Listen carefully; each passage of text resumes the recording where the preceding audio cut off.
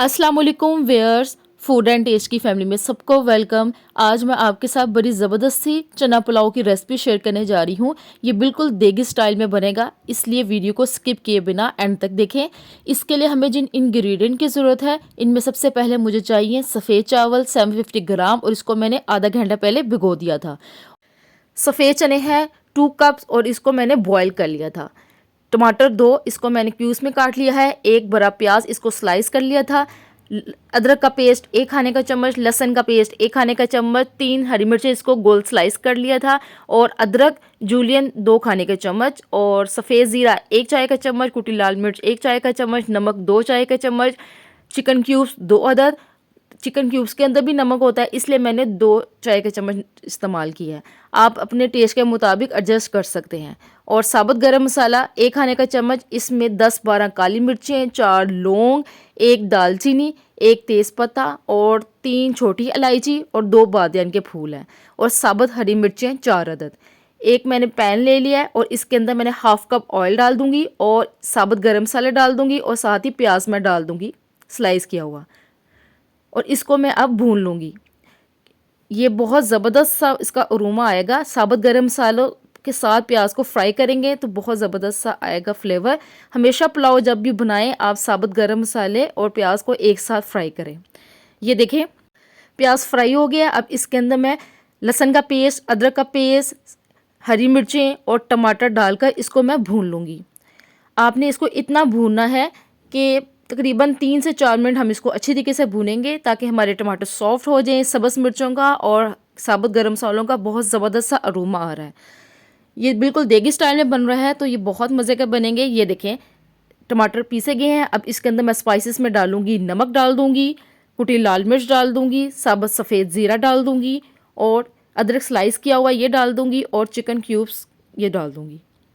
और ये सारी चीज़ें डाल के अब मैं इसको अच्छी तरीके से मिक्स कर लूँगी और इसको मैं भूनूंगी। और मैंने इसको हल्की आंच पे इसको मैं कर रही हूँ, तकरीबन हल्की से थोड़ी सी तेज़ मीडियम आंच पे, ताकि ये सारे फ्लेवर जो हैं ये मसाले के अंदर आ जाएंगे। बहुत ही मज़े का, क्या कमाल की खुशबू आ रही है।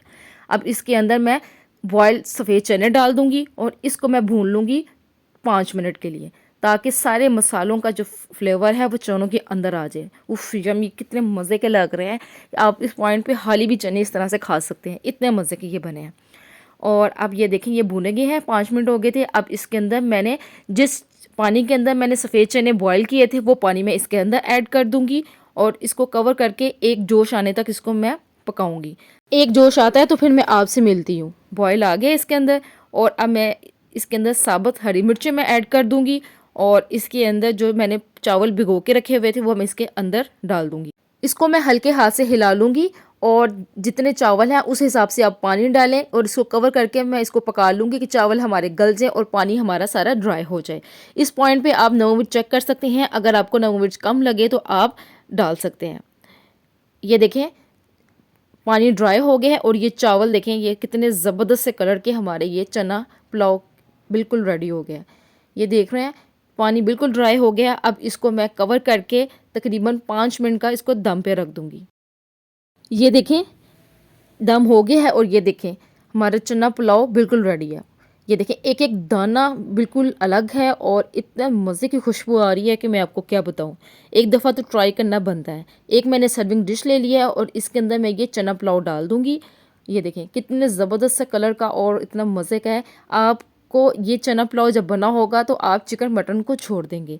ये देखें, मैंने इसको डिश आउट कर दिया है। इसकी फ़ाइनल लुक देखें, और इसके साथ आप दही पकौड़ियाँ बना लें, रायता बना लें, कचूमर सैलड साथ बना लें। ये पूरा एक मील है। अगर रमज़ान आ रहा है तो इस तरह के चावल, इस तरह का पुलाव बहुत अच्छा लगता है।